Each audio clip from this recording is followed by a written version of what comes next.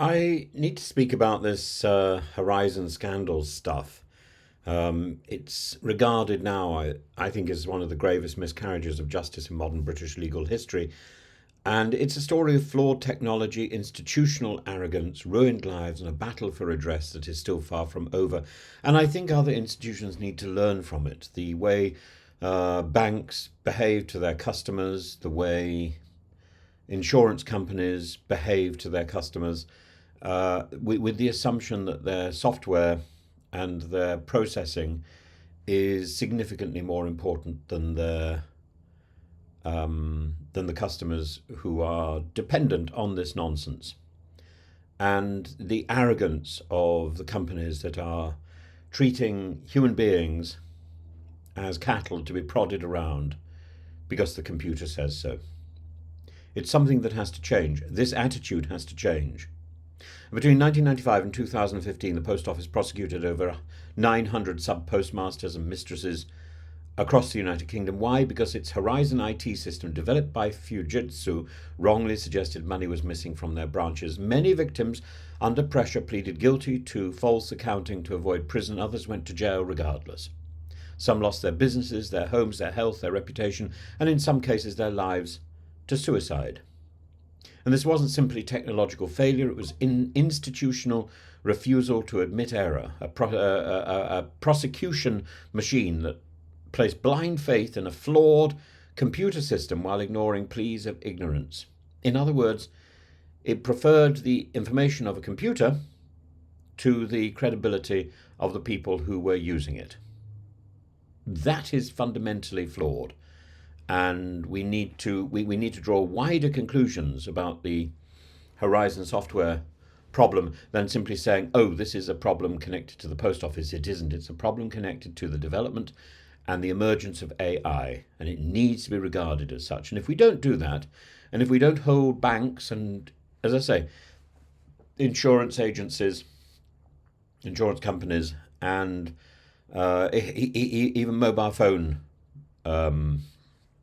companies to a higher standard, we will be like cattle to the emerging AI.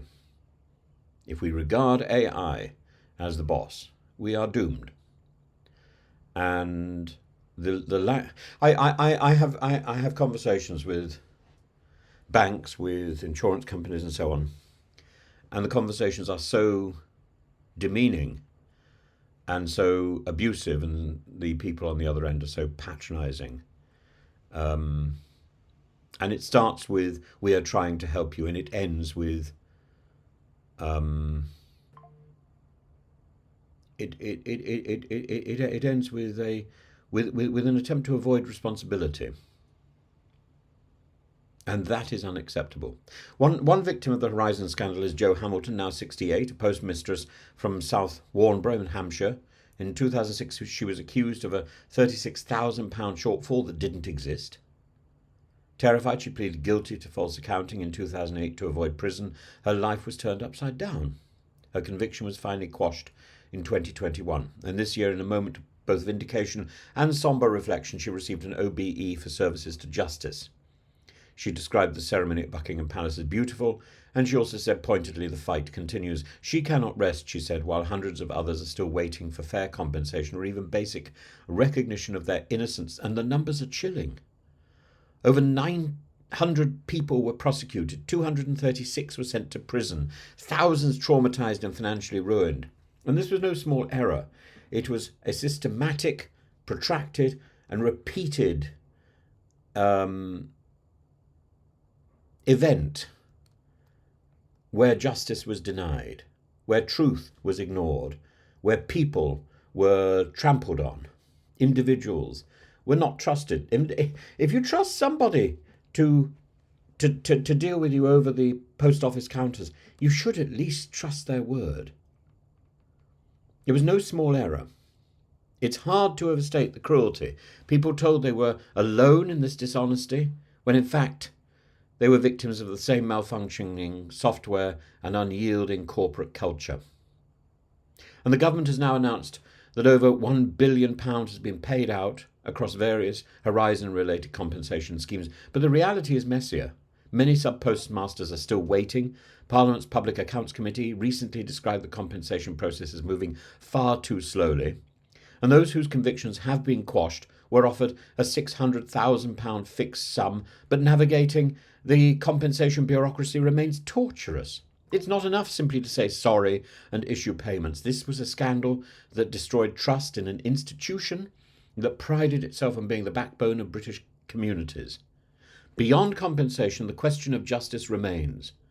Operation Olympus is the ongoing police investigation into potential crimes committed in the course of these prosecutions, and this is unprecedented in scale. Over 6 million documents under review, a national team of 100 officers, 7 people identified as suspects so far, with over 45 labelled persons of interest. Police are investigating perjury and perverting the course of justice, offences that go to the very top of the Post Office and its legal advisers and perhaps Fujitsu itself. But trials may not begin until 2028, and victims like Joe Hamilton and Janine Powell, who was imprisoned for a shortfall she did not steal, are left waiting yet again. As Janine Powell's daughter said, even convictions will not restore lost childhoods. The scandal has provoked public outrage, a parliamentary inquiry and cultural responses like the ITV drama Mr. Bates versus the Post Office, which brought the scandal to a wider audience. Alan Bates, another campaigner and former sub-postmaster, was knighted for his tireless work on behalf of victims, and these honours are important, but they are symbolic. They cannot substitute for the institutional reform that is needed and for the genuine accountability that is demanded. And what has gone wrong with the Post Office is going wrong with the NHS as well. Whistleblowers who, when they call out something wrong, are then themselves pursued and sometimes prosecuted and made to feel wretched and made to feel as if they themselves are wrong. They are ghosted, they are gaslit, and some of them are reduced to insanity.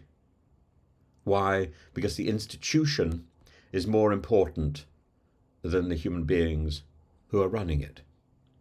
The institution is more important. The institution of the Post Office is more important than the postmasters and the postmistresses whose lives were ruined by the Horizon software and the twits in power who believed what they saw and who didn't trust the people who were serving customers at the counter. Jo Hamilton's words after receiving her OBE are the moral heart of the crisis. I do feel vindicated, but I can't rest. Everyone needs to be paid what's right and let everyone get on with their lives because we're all running out of road. The scandal isn't over. It's not enough to hoover up the problems and to honour the victims with medals, nor to offer slow compensation. Justice demands speed, transparency, accountability, genuine reform of institutions that failed so profoundly. Ladies and gentlemen, it's our responsibility. It's our responsibility to keep this story alive, to ensure that those still fighting are not forgotten, and to insist that such injustice can never again be so easily buried. It's our responsibility to change the way society uses the machine, to recognise that individuals, people, are people, to recognise that people are customers, to recognise that when somebody says something is wrong, they should be taken seriously.